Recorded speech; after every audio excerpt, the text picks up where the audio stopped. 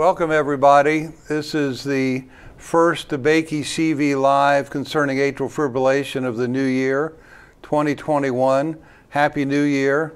I'm your host, Dr. Randall Wolf. I'm the Arrhythmia specialist at DeBakey Heart and Vascular Center here in the heart of Texas at Texas Medical Center, Houston, Texas.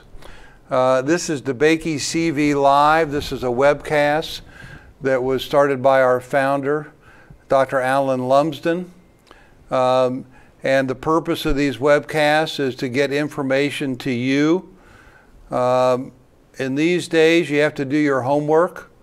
There are lots of options for lots of diseases. You may not hear about all of the options from one provider. So many more patients now are getting on the internet, getting on the web, trying to do their homework to be a better informed healthcare consumer, I guess is the best way to put it. So Dr. Lumsden started these DeBakey CV Lives. We've had several. You can go into the archives and look at these. And I interviewed a patient who had a Minimaze 4 years ago last month. It was very well received. That's in the archives, DeBakey CV Live. What's really interesting about this webcast is that you can participate. It's very easy. The easiest way is if you have a smartphone and you go to New Message and you put in 37607, so it's 37607, and from time to time we'll show it up on the screen. And then in the text box, just text DeBakey, D-E-B-A-K-E-Y, and there it is up on the screen. I'm talking about the right side. If you're on your smartphone, you go 37607, and then in the text box, put in DeBakey, and it'll hook you up, and you can enter your question to my guest or to me by your smartphone. You can also go on your, if you're on the computer, to POLLEV.com, and we'll show that, /DeBakey, and you can also send your questions in that way. So we will take your questions. We'll take all questions that are reasonable. So while we're speaking, feel free to use that, the text or the web. Send your question in about atrial fibrillation, any question. It can be about any type of AFib or any treatment, and we'll try to answer your question. So I called one of a patient that's almost become a friend, really, and I had the opportunity one time to even visit him at his home in New Jersey. He had atrial fibrillation. He found out about the Wolf Minimaze, and he had the Wolf Minimaze, and I keep in touch with Mr. Gene Hale. He knows a lot about medicine. His son is a orthopedic specialist. Gene is a very learned man. He knows a lot about a lot of things. At one point, we even tried to start an Afib center up in his neck of the woods, which seemed like a good idea. Very huge population in the New Jersey area. And I thought, gosh, I ought to have Gene on. So I asked Mr. Gene Hale to join us today for this webcast on atrial fibrillation. Gene, welcome to the show. Thank you. Thank you, Dr. Wolf. Glad to be here. And I titled this show, Conversation with a Patient 14 Years Later. So while you all are thinking about a question you'd like to ask us, and you can do it on your phone or on the web, I'd like Gene to really tell us his story about AFib and how he ended up taking the path he did, and how he's been now for 14 years after the Minimaze treatment. So, Gene, welcome to the show, and maybe you ought to start from the beginning and tell us what happened to you. Well, I'm age 70. I live in northern New Jersey in a town called Morristown, New Jersey. 14 years ago, I was having my annual physical with my internal medicine doctor, who also was a golf buddy, a very close friend. And the physical was going fine. And he said to me, "Are you still playing basketball at the Y?" And I said, "Yes." And I happened to go to Indiana University, and I played a lot of basketball growing up. And I continued so as an adult in northern New Jersey. And I said, yes, blood pressure was good, everything was fine. He asked me how the family was. And then he said, I want you to go to the hospital right away. And I said, go to the hospital? What for? And he said, you're an Afib. And I said, well, what's Afib? And he said, it's not good. He said, I want you to go to the hospital right now. So I drove to the hospital, and, you know, most of you know the routine. You get checked out, and they said, you're an Afib. We're going to check you into the hospital here. And I felt great. And as it turned out, I was diagnosed as having asymptomatic or persistent asymptomatic Afib, meaning that I was an Afib all the time, but I didn't know I was because I didn't feel any symptoms. And I was continuing, you know, all this time to play basketball. So at age 56, I had kids in college. I had started a new business. I was an extremely active 56-year-old. And I began to look at my alternatives. And first thing I did was find a cardiologist that was recommended to me. Very, very talented cardiologist that also has a doctorate degree in chemistry. And this doctor put me through what I call the Afib Protocol. And Doc, if I get this wrong, you can correct me. Okay. But I had a sleep test. I was medicated to see if drugs would put me in sinus rhythm. Yep. I had a stress test. I went on Coumadin, the blood thinner. And I had 2 failed cardioversions. So I was able to convert and be in sinus rhythm, but the next day I'd be back in Afib. And just for our audience, what Mr. Hale's talking about is electrical cardioversion. Under sedation, the patient is shocked and it resets the heart. It does not change the AFib, but it resets the heart and can put the heart back in rhythm. But as is not uncommon, a lot of times it doesn't stay in rhythm. So you had 2 cardioversions that only lasted about a day. Okay, go ahead. Well, that's correct. And I want to say, when you said they don't quite put you to sleep at least the second time, because I remember waking up and saying, you're going to have to juice me a little bit more because I felt that. Oh, really? So, oh, that's not well, they good. thought it was funny, but anyway, it did kind of jolt me a bit. Oh, boy. Anyway. Then I thought, boy, I've got a problem here. I'm supposedly sick and in danger of having a stroke, but I don't even feel sick.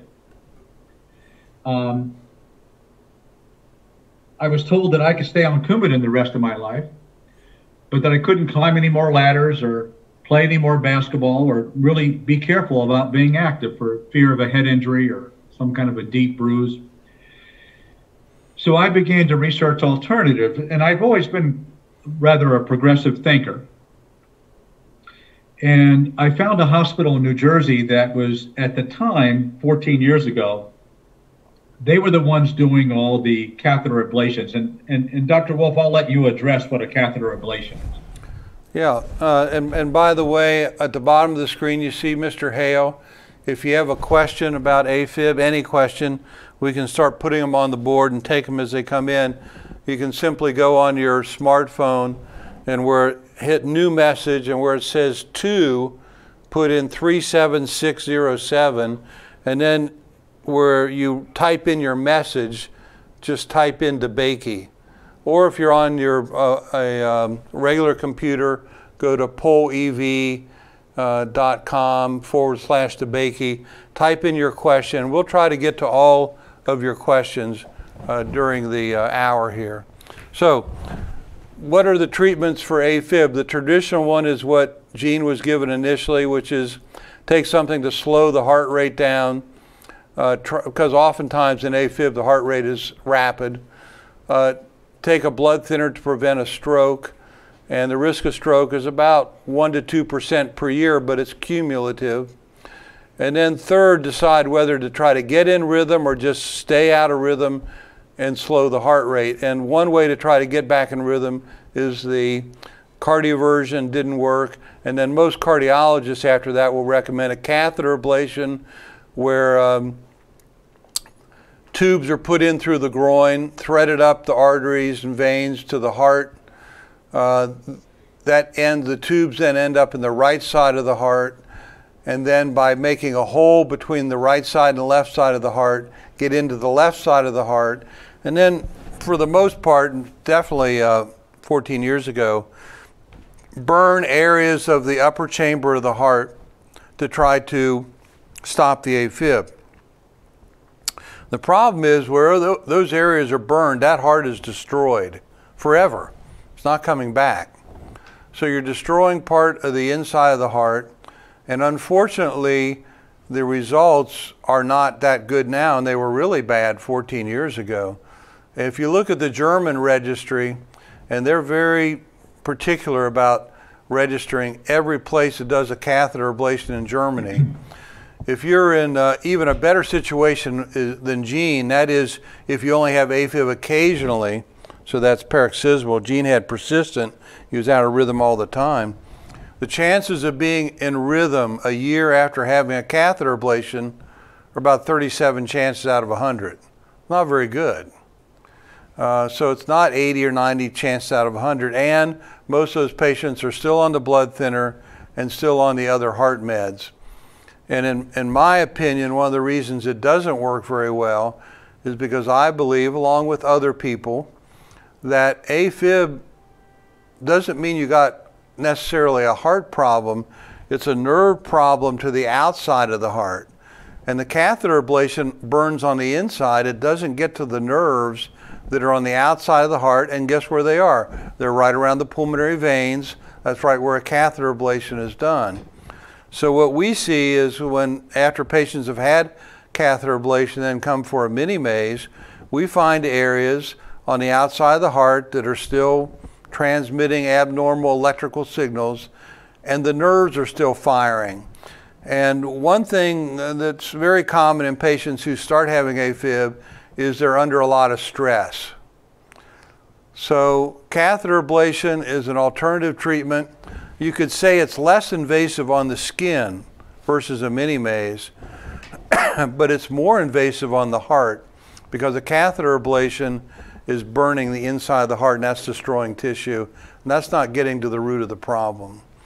So I guess some people may wonder, was stress maybe a factor in your situation, Gene? You said you were starting a new business, but did you think it was a stressful situation? No. Okay.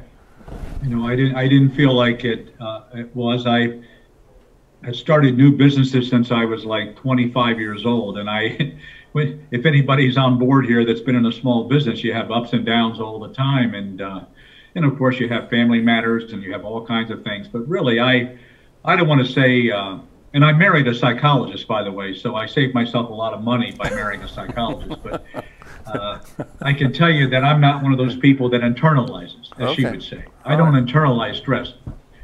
People pretty much know how I feel about most things. And at the end of this event tonight, everyone will know how I feel about Dr. Wolf. And I don't want you to worry, Dr. Wolf, it's pretty positive. Okay, that's good. We're getting some questions coming in, and that's fine. I want to hear a little bit more about Gene's story. Let's take another paragraph or two, and then we'll take some questions.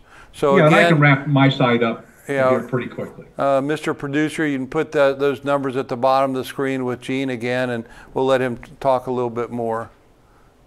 Okay, so I went to a hospital in northern New Jersey that was supposedly 14 years ago, the experts in catheter ablations. I met with them, and they said, we don't think you're a good candidate for catheter ablations. Now, Dr. Wolf, I don't know the medical reason. I don't know if it's because I was in persistent AFib. Yes. I don't know. Yes, but they said we don't think you're a good candidate. That was probably the main reason, because you were out of rhythm all the time, and the results are really not good with that. So I go home and tell my wife, well, I got bad news. Looks like I'm on blood thinners the rest of my life. But I've never been a person to sit on the sidelines without doing some research. So I got on the internet 14 years ago. And long story short, after looking at several different kinds of procedures, I found Dr. Wolf. And lo and behold, on a Sunday night about 7 o'clock, one summer evening, Dr. Wolf gives me a call on my cell phone and spoke to me for an hour. And I don't know about you folks, but I found the best doctors I've known in the world, and in this area of New Jersey, the best ones spend time with you. They look you in the eyes, they talk to you, and they never rush you out of the room. And I was so impressed with Dr. Wolf. And I remember saying, I don't want to keep you on the phone. And he goes, no, that's okay. This is what I do. So I was very impressed. Sent him my records, turned around and said I would be a good candidate for this. I checked locally to see if anybody was doing it. I found a doctor that had done one, which Dr. Wolf likes to say two, because there's two separate surgeries inside the mini. Is that correct, Doc? Yeah, that's right. Actually, he said he did 4. And so Doc tells me that means he's done 2, I've done 400. And that was 14 years ago. So Dr. Wolf said, you can do what you want, but if I were you, I'd come out and see the guy that invented the procedure in Cincinnati, and I have a lot of experience. So that's what I did. So what's the next thing? How am I going to pay for this? I've got kids in college, starting a new business, and it turns out nobody wanted to insure it in New Jersey. I had a Horizon Blue Cross Blue Shield. And Dr. Wolf, I don't even know if you remember this, but we fought that for 3 months. I appealed it all the way to the state of New Jersey, and we won. Yeah. They kept saying there was an experimental surgery. We sent them articles about Dr. Wolf and the procedure, and a committee of medical professionals in New Jersey ruled that it is a legitimate surgery and that Horizon had to pay for it. Yeah. So I scheduled a visit to Cincinnati, went out to see Dr. Wolf, had the procedure. I think I stayed there about a week, was the way it went. So you could keep checking in with him every day. I came back to New Jersey, and I have been in sinus rhythm ever since. I have my annual cardiology appointment this Thursday, which will be the 15th year. And I've been sinus rhythm. I continued to play basketball up until a year ago when my orthopedic surgeon son said, Dad, quit, because I've had so many knee surgeries, which has nothing to do with AFib. So I was able to stay active. I'm not on blood thinners. I've just been as active. It's been a dream come true. Everybody in my life, the last 14 years, that has approached me saying they have an AFib problem, I've introduced to Dr. Wolf, and they all call me back and said, I've never met such a nice man who is so patient in listening to me. So basically that's my story. The only other thing I want to add, Doc, is I live a few miles from what is rated the #1 heart hospital in the state of New Jersey. We're one of the most populated states in the Union. I can be honest with you, and this is where I can be very honest. They are the most backward, prehistoric treaters of AFib. They're doing catheter ablations. I imagine they're pretty good with them, but they're not doing Dr. Wolf surgery. I introduced Dr. Wolf to this hospital, and they rejected it. I think it's mostly about money. But I can tell you that if you're concerned and you have AFib, make sure you do your research. And I have a son who's a doctor. Ask questions and don't just take for granted what they tell you. And that's just a patient talking, Doc. Mm-hmm. I love doctors and I respect doctors, but they're human beings too. And so my suggestion to you is, cut the deck, do your research, and you're in good hands, even if it's just for a knowledge base with Dr. Wolf, because I think he's probably the guy in the world that knows as much about AFib as anybody. And just one more comment, Doc, I'm available and I don't mind if you give them my cell phone number. I'm available for anybody that wants to talk to me further on a personal basis about their story. Well, thank you. Thank you so much. One, for sharing your story, and two, also for agreeing to make yourself available. That's really kind of you, Gene. Thank you. I'm passionate about it. Let's take a few questions. And again, if you're on a cell phone, all you have to do is go to New Message, and at the top you put 37607. That's 2, so it'd be 37607, and then in the little box, type in DeBakey, hit send, and you'll be able to give us your questions. Or as you can see, if you're on your computer, you go to pollev.com, you enter DeBakey and hit enter, and then you can respond and ask us a question. And we'll take all your questions. That's the purpose of this webcast, is to help you. Let's take a question here. What are the criteria for being able to move forward with a Wolf Minimaze? There are several things to look at, but the two most important things in my experience are the size of the left atrium and the history of the AFib. Let's take these separately. The size of the left atrium can be estimated on an echocardiogram, and that's where the gel is put on your chest, and it's a sonogram of your heart. No needles, no x-rays, no magnets, very safe test, done in every hospital that I know of in the United States. The left atrium is one of the 4 chambers of the heart. It's the upper chamber, and it takes the brunt of the AFib hemodynamics. So over time, if the heart's been out of rhythm for a long time, that chamber starts to enlarge.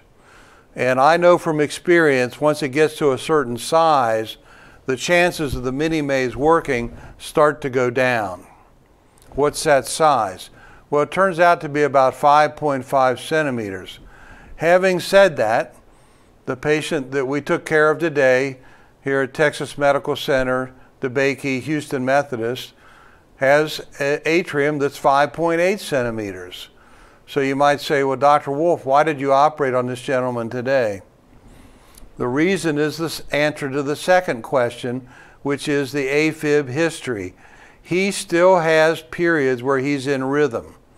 So even though his left atrium has gotten larger than I would like, he still has episodes of sinus rhythm, so he's a good candidate. In fact, this morning before we started, he was in rhythm. So I look at both the size of the atrium and how long has the heart been continuously out of rhythm. Sometimes you don't know, but I'll ask you a question. When's the last time you had a colonoscopy? When's the last time you were to the ER or to your doctor? And most of the time you'll say, oh yeah, they did an EKG and it was okay. So your continuous AFib must have started after that sometime. And my guess in Gene Hale's situation, you were out of rhythm continuously, but probably not for 5 years. Is that true? Oh, because I had an annual physical. There you go. So you had to be out of rhythm less than 12 months, right? So if you've been out of rhythm less than a couple of years, or up to 2 years, or sometimes even more, then you're still a candidate for the Minimaze. The other thing about the patient today, he'd already had 2 failed ablations, and one of those ablations, according to his wife, lasted for 13 hours. So he had a lot of destruction of tissue, but he's doing fine and up talking in the bed from this procedure this morning. So the 2 most important criteria in my mind are what's the size of the left atrium, which I can find from an echo. And by the way, we do consultations and I look at echoes. You don't have to find it. All you have to do is do a virtual visit with me. If you want to, we can go into the Epic system wherever you are in the United States and find your echo. I can look at it and give you an answer. And then the other part is the history. How long have you been continuously out of rhythm? Now somebody will say, I've had AFib for 27 years, so I'm not a candidate. No. If you've had AFib for 27 years, but you've only been continuously out of rhythm for a year or 2, that's still fine. The key is how long has the heart been continuously out of rhythm, and in Gene's situation, it was less than a year. Well, that's fine. Now, do we go by ejection fraction? I don't. One patient who I had on one of these websites some time ago, Colonel Chuck Miller, who was a retired Air Force colonel, his ejection fraction was down to 15%. And he's been in sinus rhythm now for almost as long as Gene. I think it's 13 years now. Sometimes with the AFib, the ejection fraction can go down. Another fellow who we had on as a webcast from Waco, Texas, Steve McCasel, his ejection fraction was very low, but it was low because of the AFib. Now, Colonel Miller, 13 years later, has ejection fraction in the normal range. Steve McCasel, who's now in rhythm for a year after the Minimaze, has ejection fraction back in the normal range.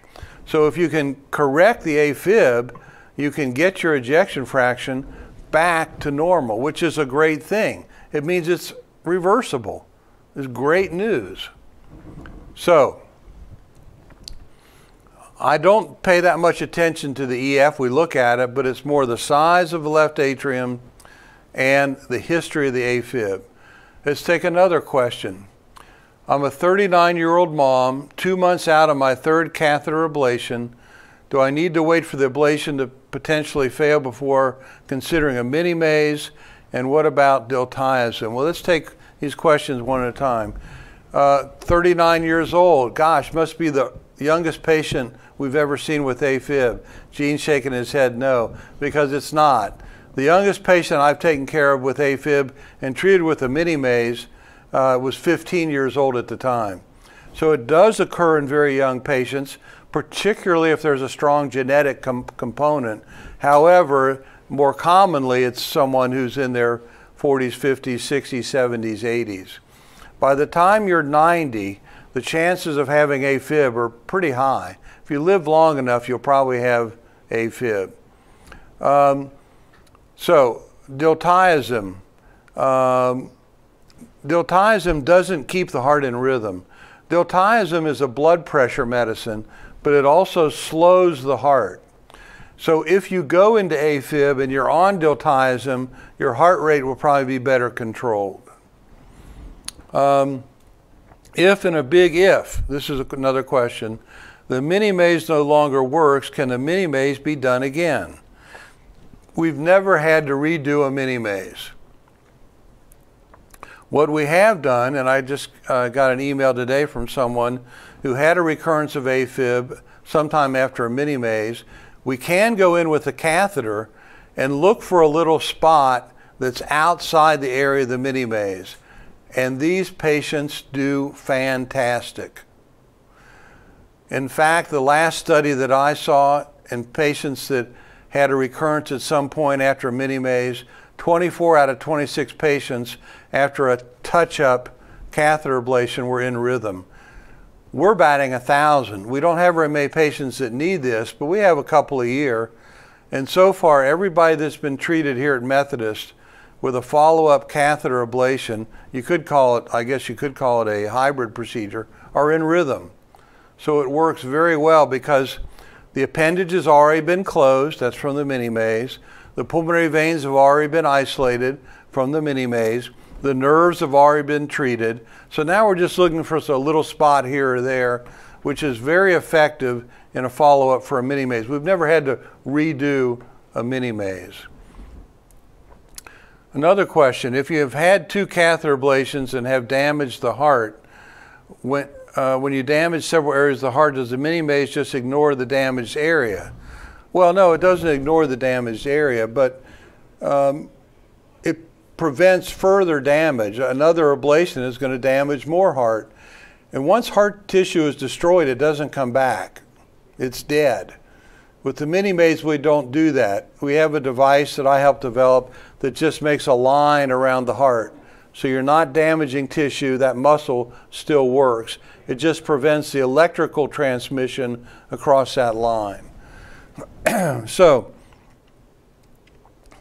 the Minimaze is very different from a catheter ablation. It attacks the whole the whole AFib constellation in a different manner. Here's another question. If my left atrial size is good, 5.5 centimeters, but I've been in confirmed permanent AFib for 8 years, am I still a candidate? This is, and by the way, this brings up a good point. Everybody is evaluated individually. So there are several discussions we can have. But 5.5 is probably okay. It's kind of the upper limits of where we would go, but it's probably okay. There's one other thing I can look at that I didn't mention, but with that question, I'll mention it now. I look at the ECG or the EKG, the heart tracing, and I look at the atrial wave.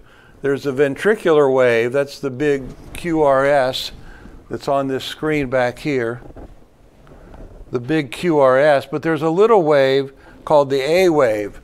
And in patients who've been out of rhythm for a long time, I look at that little wave and I see how big it is. And if it's more than one little block, which is 1 millimeter, that's a good sign that we can still get the heart back in rhythm. But there's another thing to discuss, and that is not only does the Minimaze help get the heart in rhythm, for a lot of patients, their main goal is to stop blood thinners. And by closing the left atrial appendage, we eliminate the need for blood thinners. Now, Gene was on Coumadin 14 years ago. That decreases the risk of stroke by about 60%. It's okay, but not that great when it's your life and your brain and your stroke. Closing the left atrial appendage decreases the incidence of AFib stroke by 97%. And you don't have to take blood thinners anymore. So for a lot of people, stopping the blood thinners and eliminating the strokes are almost as important, in some patients more important, than getting back in rhythm. So if your main goal is to stop blood thinners, eliminate strokes, close the appendage, but while we're there, why not do the whole Minimaze and see if we get a good outcome? What do you think about that? What was your thought process, Gene, 14 years ago? The blood thinners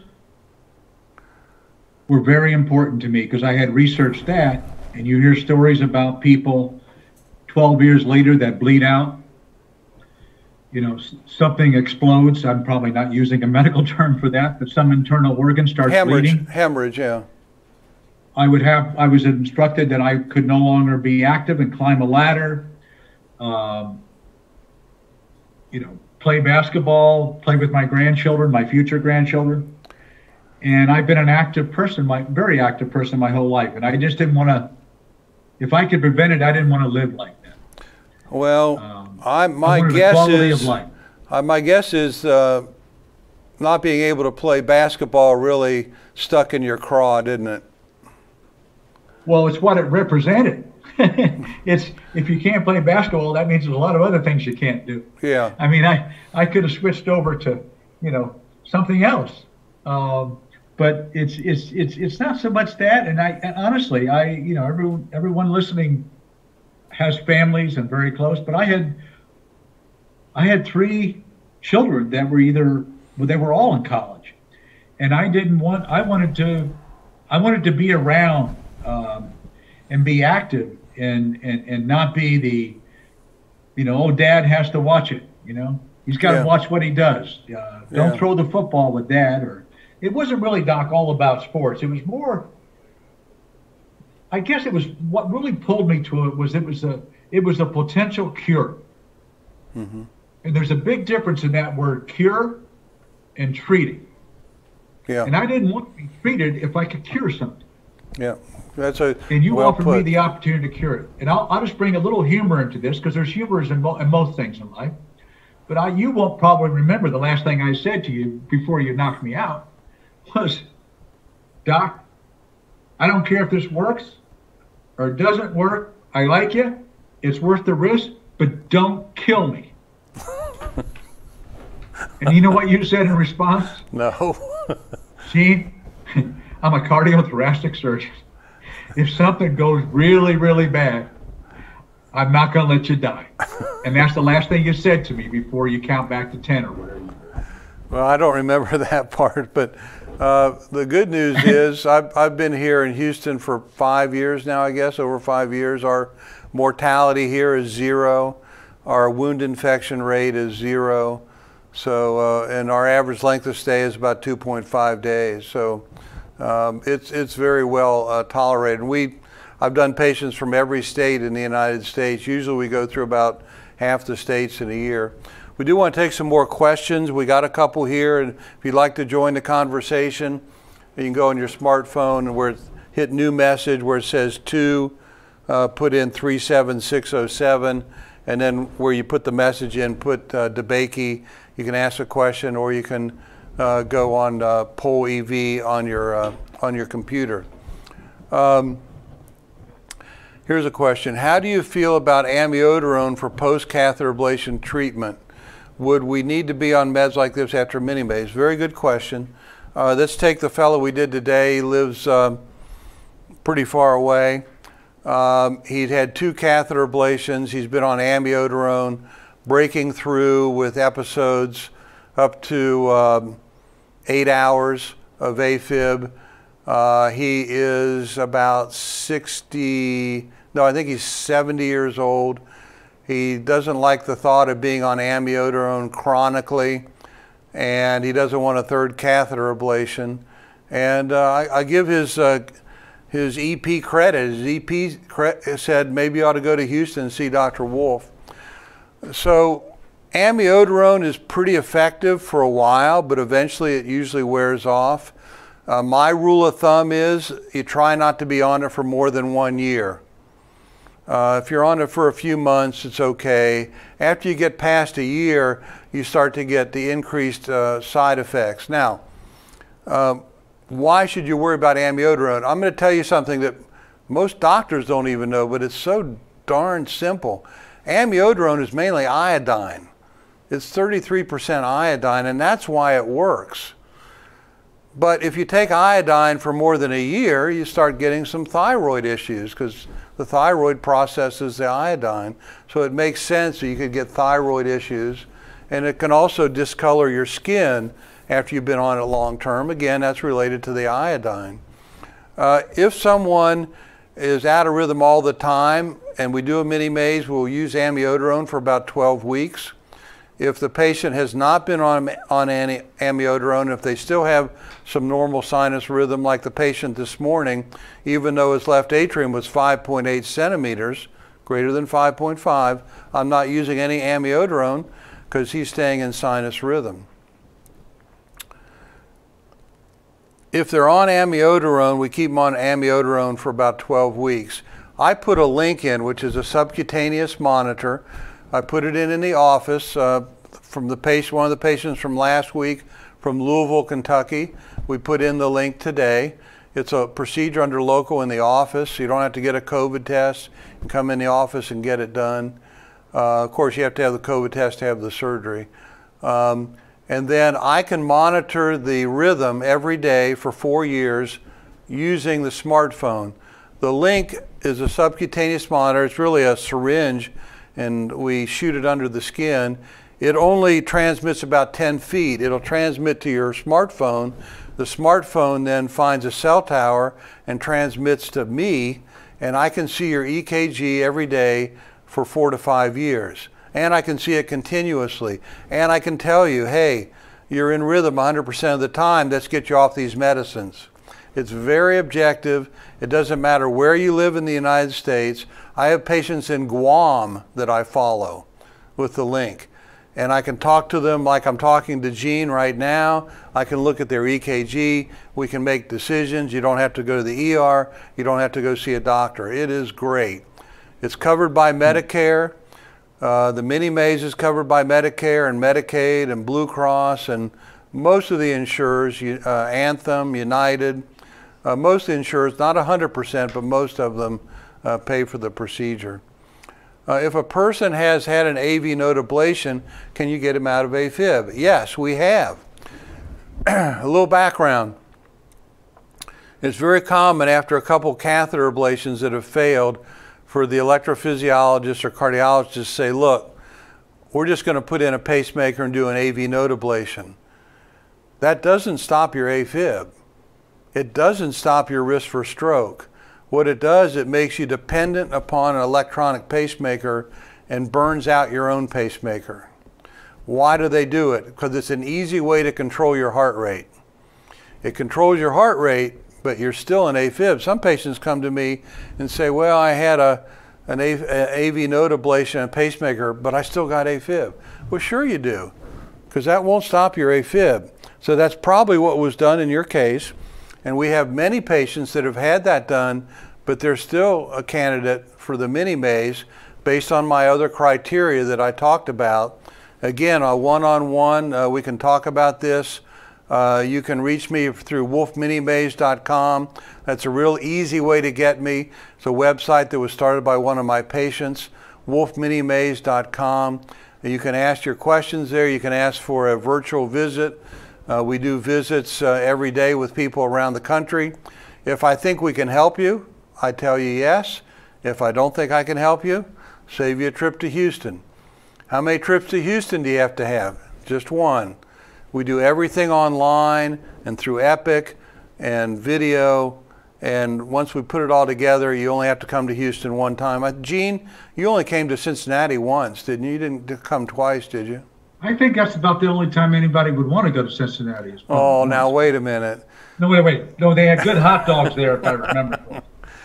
You know what Mark Twain said? Mark Twain said, when the world ends, I want to be in Cincinnati. Did he? Yeah, you know why? He said, because everything there happens 10 years later. Yeah, I hear you. I came to Cincinnati once. That's true. And that's all you needed to do. And you've got advanced monitoring procedures now that you didn't have when I was. No, we did not have that, Gene. So does original Medicare cover the surgery? Thank you. Yes, it does. Absolutely. Where else in the U.S. are they doing Wolf Minimaze procedures? Well, that's a good question. There is another procedure called the TT Maze, or totally thoracoscopic maze, which is the procedure that I developed with replacing the two larger ports with 2 or 3 smaller ports. I don't recommend it because it gives you less control over the heart and where you are. There's a higher incidence of injury, particularly to the phrenic nerve. The phrenic nerve is the nerve that goes to your breathing muscle, and there's a 5 to 8% chance of injury to that. And not having a breathing muscle is, in my opinion, a lot worse than AFib. Our phrenic nerve injury has been 0 over 16, 17, 18, 16 and a half years. So we've not had that problem. So it's, there are some people that do that. It's not my favorite version of the procedure. There's another procedure called the 5-box maze, and I'm smiling because it was started by somebody who was a fellow with me, although he never did any AFib work with me. And all that is drawing a line with a pen, not the clamp, but the pen, to make it look like a better procedure, but it's not. In fact, the pen, as opposed to the clamp, it's a technical, it's one of the instruments we use, doesn't go all the way through the heart. So I think it doesn't help at all. In fact, it hurts to make extra lines without the clamp. How can I consult with you? Well, you can go to wolfminimaze.com, fill in your name, send me an email. There also is a number you can call if you'd like to take it, and I just got a new number, and that's why I am looking it up here. And it is 281-414-6667. That's a direct number to Kimberly Martinez, who is my nurse here at DeBakey and Houston Methodist. Kimberly Martinez is 281-414-6667, or go to wolfminimaze.com and you can reach me that way. If I am in normal rhythm 2 months after ablation, Do I wait for it to possibly fail before Minimaze? Another excellent question, because a lot of patients have had as many as 6 ablations. I've seen patients with 6 ablations. Generally, you want to wait at least 6 months after a catheter ablation before going to a Minimaze. Why? 2 reasons, very important reasons. One is, after a catheter ablation, there is a tremendous amount of inflammation.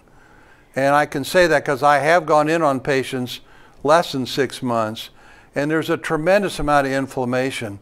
Inflammation generally peaks at 21 days. But even after 3 and 4 months, it's still all inflamed. It's an angry heart because it's been burned.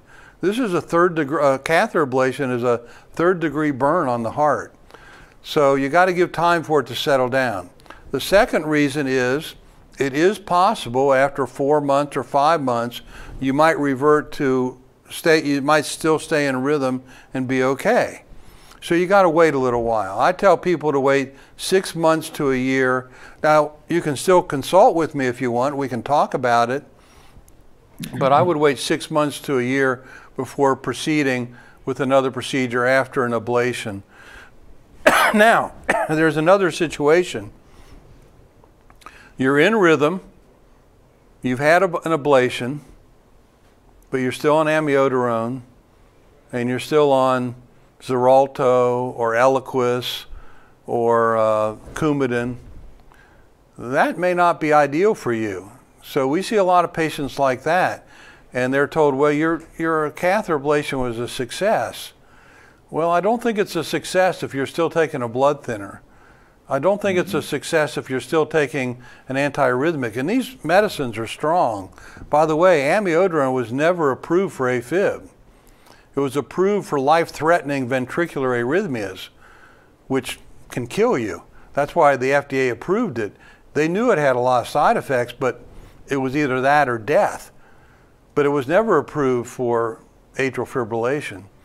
So I think, asking Gene the same question, if you had an ablation, which you didn't, but if you did, and you were in rhythm now, but you were on amiodarone and you were still taking Coumadin, would that cut it for you? No. Yeah, so it depends on what you wanted quality of life. You wanted to be able to do everything and be normal, and not for your kids to say, be very gentle with dad, he's in a fragile situation. That's correct. And I just have a couple of things as I'm listening to you. One is, I have sent numerous patients to Dr. Wolf where he candidly said, you are not a candidate for my surgery. So I want everyone to know that's listening is that if you're not a candidate for his surgery, he will not take you as a patient. And there are some doctors I know, and I don't mean in the cardiology business or whatever, but there's some surgeons I know that will do the surgery regardless. Dr. Wolf will not do that. And I think that's important. Dr. Wolf, I have a question. And sure. I think the listeners might also like the answer. And you and I talked about this the other day. Why is it that the patients listening, especially in urban areas of the country, why is it they can't go to their local heart hospital and have this procedure done? Okay. What's preventing that from happening? All right. Well, as a little background, when I first started this out, I did the initial Minimazes at Cleveland Clinic, at Harvard, at NYU, at Cornell, at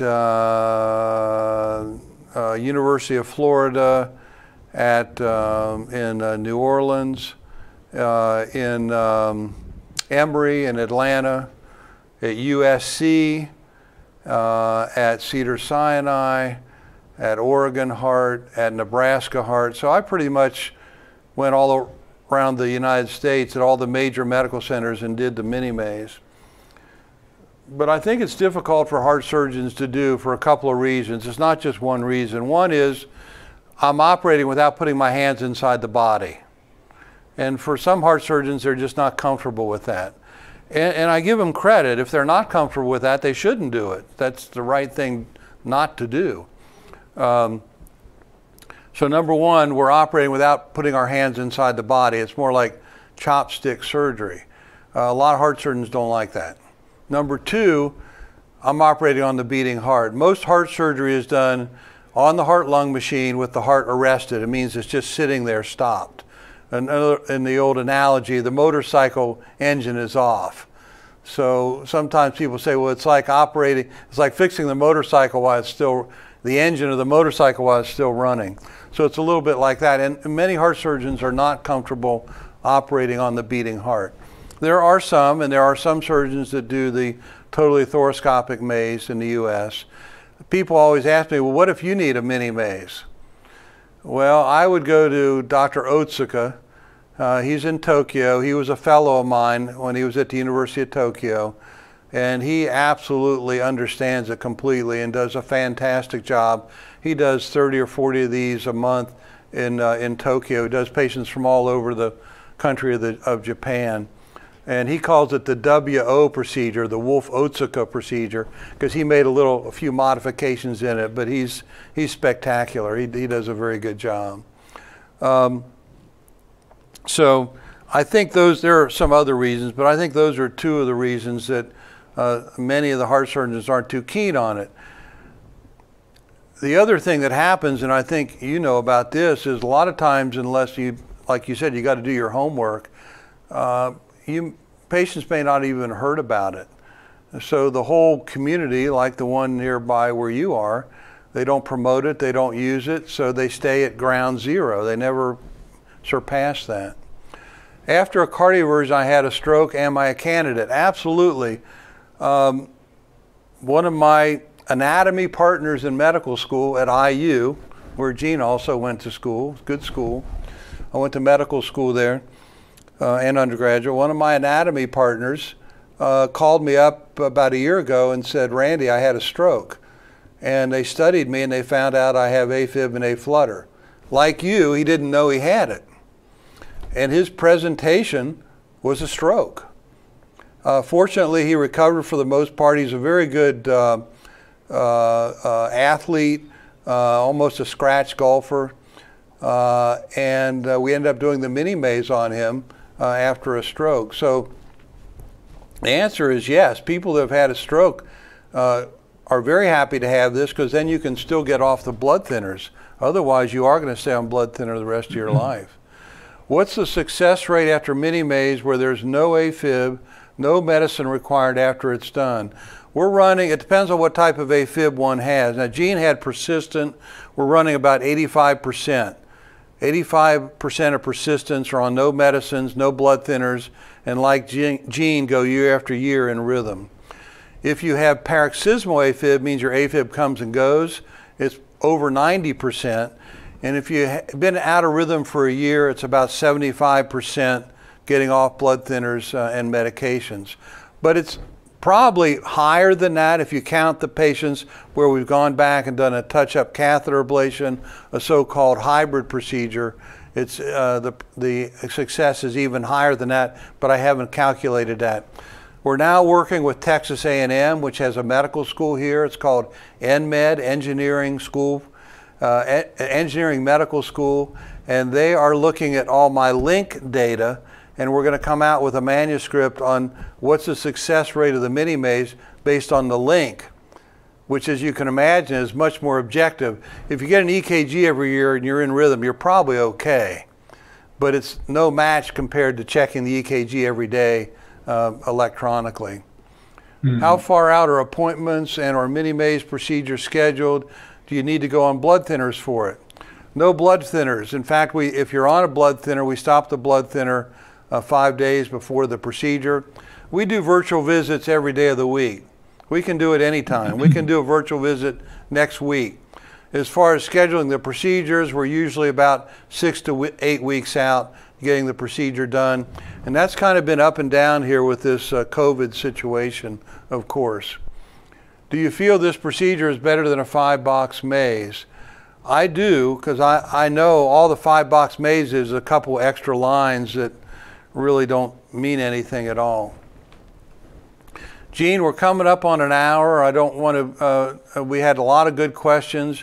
You did a great job of giving a story with the longest follow-up of anybody that I've had on the webcast so far. So you get the medal for that.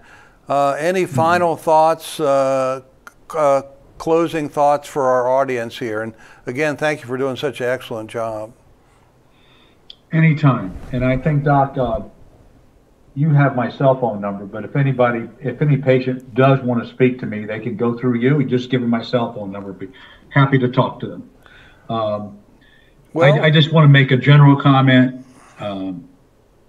about medicine, and that is, once again, I admire and respect doctors a great deal, but in my life, I've discovered that docs and medical people aren't necessarily the most innovative, curious.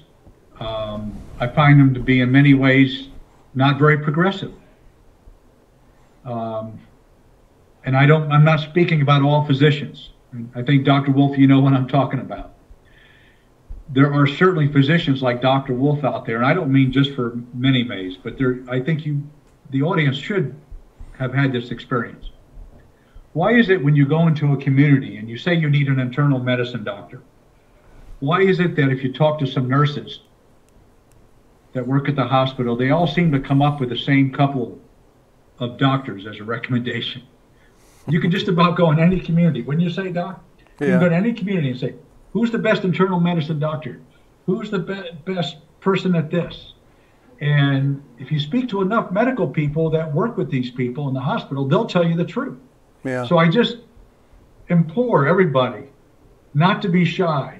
Do your research. Ask questions of all your physicians and do it in a respectful fashion. You know, I'm not the guy that goes in there and says, because, you know, we all do our research now. And I know doctors are used to patient coming in and say, I know more about this than you do. I'm not talking about that. I'm talking about listening and being able to ask questions of your physician that are honest. And a good physician will not get angry. They will just respect you for asking those questions. That's great advice. Great advice. Gene, we got a question here. I'd like Gene's number. So if you want to tell them here on air, go ahead. It's 973-980-8649. Do it again. 973-980-8649. If I owe you money, don't call me.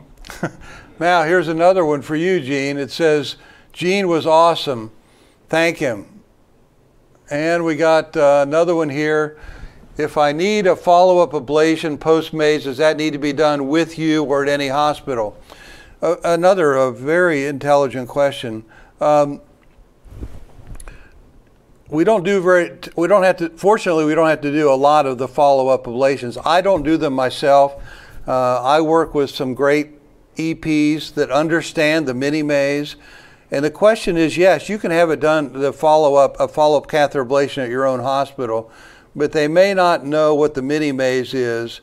And the advantage we have here is the people that I work with, they know the Minimaze. They know exactly what they need to do to make it right. Dr. Nasser, Dr. Fahed here at the Methodist are outstanding. They're batting 1,000. Everybody that they've worked on for me is in rhythm. So you can have, if you need a follow-up, it can be done somewhere else. But I highly recommend the people I work with for two reasons. One, they're fantastic and they're nice people. And two, they understand what I did. And that's very important. So another one for you, Gene. It says, this has been awesome. And I think what I can do is maybe on the wolfminimaze.com website, I can put your number there. Sure.